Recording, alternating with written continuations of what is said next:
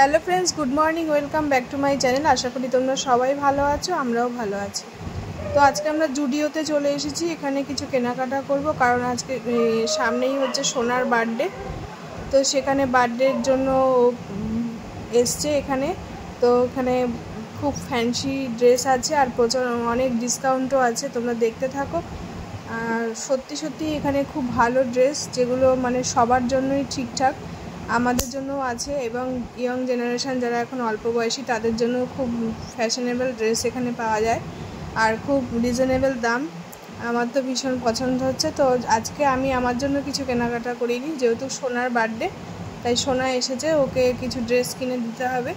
তো সেখানে ও এসে পছন্দ করে কেনাকাটা করে তারপরে আমরা একটু কিছু কফি টফি খাওয়া দাওয়া করে বাড়ি গেছি। তো তোমরা দেখতে থাকো, নিশ্চয়ই তোমাদের ভালো লাগবে।